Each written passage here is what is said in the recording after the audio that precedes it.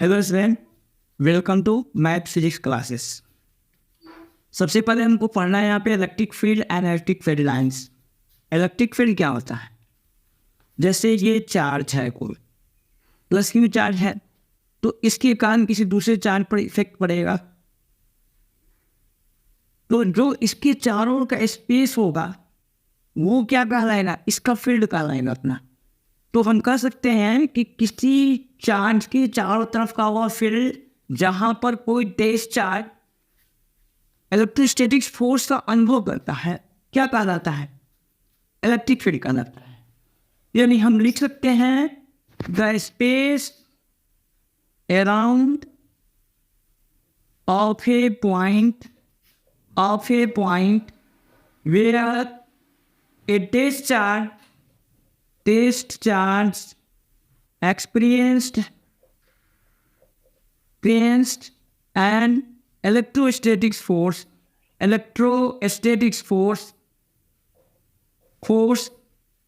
called electric field।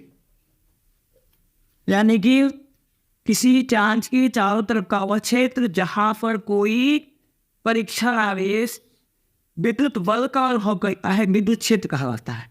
ठीक है, अब ये विद्युत क्षेत्र मिल गया तो हमको जानना है कि इलेक्ट्रिक फील्ड लाइंस क्या है। तो इलेक्ट्रिक फील्ड लाइंस के लिए सबसे पहले हमको जानना है source charge and test charge. Source charge क्या होता है? सोर्स चार्ज जिसको हिंदी में हम बोलेंगे स्रोत आवेश, जिसको हिंदी में क्या बोलेंगे? स्रोत आवेश। वह चार्ज जिसका अपना इलेक्ट्रिक फील्ड होता है। A charge which have on electric field is called source charge. It may be positive or negative. ये पॉजिटिव भी हो सकता है और निगेटिव हो सकता है। It is represented by plus Q and minus Q. And दूसरा होगा टेस्ट चार्ज, वह चार्ज जिसका अपना इलेक्ट्रिक फील्ड नहीं होता है। वह चार्ज जिसका अपना इलेक्ट्रिक फील्ड नहीं होता है, ये हमेशा पॉजिटिव होता है। It is always positive. It is represented by Q naught. तो Q naught is test charge and plus Q and minus Q is a source charge.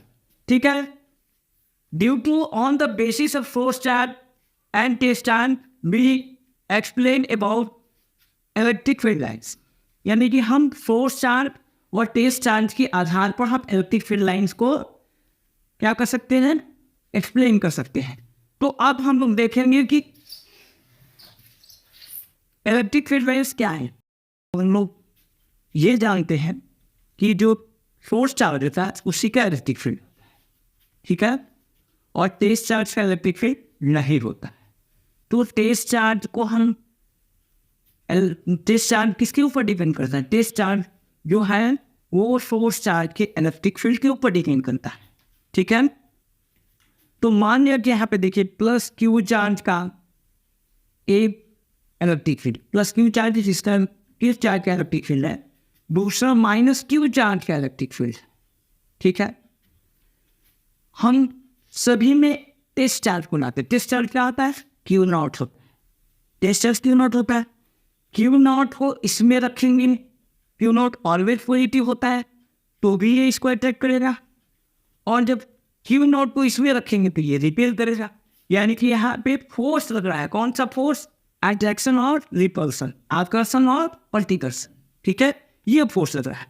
अब देखिए यहाँ पे अगर हम किसी टेस्ट चार्ज को इस माइनस Q चार्ज वाले इलेक्ट्रिक फील्ड में रखते हैं तो ये क्या करेगा? ये माइनस Q चार्ज क्या करेगा? ये इसको अट्रैक्ट करेगा। जब अट्रैक्ट करेगा तो ये इसकी तरफ चलेगा, यानी एक पाथ, एक रास्ता बना के चलेगा, एक पास बना के चलेगा। अगर हम टेस्ट चार्ज को रख देते हैं यहाँ पे तो ये इसको रिपेल करेगा, तो ये फोर्स के डायरेक्शन में चलेगा, तो ये भी एक पास पर चलेगा। ठीक है, तो हम ये कह सकते हैं कि जब टेस्ट चार्ज को इलेक्ट्रिक फील्ड में रखते हैं, ठीक है, तो इलेक्ट्रिक फील्ड के द्वारा उस टेस्ट चार्ज पर फोर्स लगता है और वह चार्ज फोर्स की डायरेक्शन में एक पाथ पर चलता है, जिस पाथ को हम लोग क्या बोलते हैं? Electric field. ठीक है, जिस पाथ को हम लोग क्या बोलते हैं? इलेक्ट्रिक फील्ड बोलते हैं, ठीक है। इलेक्ट्रिक फील्ड लाइंस क्या हुआ कि जब टेस्ट चार्ज को इलेक्ट्रिक फील्ड के भीतर रखेंगे तो टेस्ट चार्ज के द्वारा, सोर्स चार्ज के द्वारा जो इलेक्ट्रिक फील्ड प्रोड्यूस है, उस इलेक्ट्रिक फील्ड के द्वारा इस टेस्ट चार्ज पर एक फोर्स लगेगा, या अट्रैक्शन फोर्स हो या रिपल्सन फोर्स है। दोनों स्थितियों में ये चार्ज जो है फोर्स की डायरेक्शन में एक पाथ पर मूव करेगा। उस पाथ को क्या कहेंगे आप? उस पाथ को हम इलेक्ट्रिक फील्ड लाइंस कहेंगे। चार्ज अगर फ्री टू मूव हो, अगर फ्री टू मूव चार्ज हो, ठीक है, तो पाथ जो होता है कर्वेचर होता है। तब हम कहते हैं कि इलेक्ट्रिक फील्ड लाइंस क्या है? एक इमेजिनरी लाइन है जिसके पाथ की किसी पॉइंट से अगर टेंजेंट ड्रॉ करते हैं तो ये टेंजेंट जो है इलेक्ट्रिक फील्ड का डायरेक्शन शो करता है, ठीक है। यानी कि तो हम कह सकते हैं कि इलेक्ट्रिक फील्ड लाइन एक इमेजिनरी लाइन है जिसके किसी भी पॉइंट से टेंजेंट ड्रॉ करते हैं, स्पर्श रेखा खींचते हैं, सो वो टेंजेंट, वो स्पर्श रेखा इलेक्ट्रिक फील्ड के डायरेक्शन को बताता है, ठीक है। तो समझ गए होंगे आपको, आप लोग की इलेक्ट्रिक फील्ड क्या होता है, इलेक्ट्रिक फील्ड लाइंस क्या होता है। अब इसका रिप्रेजेंटेशन करेंगे, इलेक्ट्रिक फील्ड को कैसे रिप्रेजेंट करेंगे। तो इसका रिप्रेजेंटेशन जानने के लिए क्या करेंगे, इसका रिप्रेजेंटेशन जानने के लिए देखो क्या करते हैं। देखो ये plus Q charge, plus Q charge का अपना इलेक्ट्रिक फील्ड है। अगर इस इलेक्ट्रिक फील्ड में टेस्ट चार्ज को रखते हैं, टेस्ट चार्ज क्या होता है? वो नेगेटिव। तो ये क्या करेगा, ये इलेक्ट्रिक फील्ड क्या करेगा? उस टेस्ट चार्ज को रिपेल करेगा। तो रिपेल करेगा तो वो टेस्ट चार्ज तो बाहर जाएगा, चार्ज से इन्फिनिटी की ओर जाएगा, ठीक है। ये टेस्ट चार्ज बाहर से इन्फिनिटी की ओर जाएगा, ठीक है, इस तरह से इन्फिनिटी की ओर जाएगा। तो हम कहेंगे कि पॉजिटिव चार्ज के कारण इलेक्ट्रिक फील्ड लाइंस जो है चार्ज से इन्फिनिटी की ओर मूव करती है, ठीक है। दूसरा, अगर माइनस क्यू चार्ज हो, माइनस क्यू चार्ज हो, अब इसके इलेक्ट्रिक फील्ड में अगर टेस्ट चार्ज हम रखते हैं तो क्या होता है? ये टेस्ट चार्ज, अब ये क्या होता है, इस टेस्ट चार्ज को ये अट्रैक्ट करता है, अट्रैक्ट करता है तो टेस्ट चार्ज फोर्स के डायरेक्शन में चार्ज की ओर आता है। फोर्स के डायरेक्शन में किधर आता है? चार्ज की ओर आता है, ठीक है। तो हम ये कह सकते हैं कि नेगेटिव चार्ज के लिए इलेक्ट्रिक फील्ड लाइंस इन से चार्ज की ओर आता है, ठीक है। दूसरा है, अगर यहाँ पे प्लस क्यू चार्ज और यहाँ पे माइनस क्यू चार्ज, अब एक ये दोनों के इलेक्ट्रिक फील्ड का प्रभाव है, दोनों के इलेक्ट्रिक फील्ड का प्रभाव है। यहाँ पे अगर कोई टेस्ट चार्ज रखते हैं, क्यों ना टेस्ट चार्ज रखते हैं, तो ये इसको रिपेल करेगा, ये इसको अटैक करेगा। यानी कि लाइन जो बन रहा है, इलेक्ट्रिक फील्ड लाइन बन रहा है चार्ज से, प्लस क्यू चार्ज से माइनस क्यू चार्ज की ओर, प्लस क्यू चार्ज से माइनस क्यू चार्ज की ओर बन रहा है, ठीक है।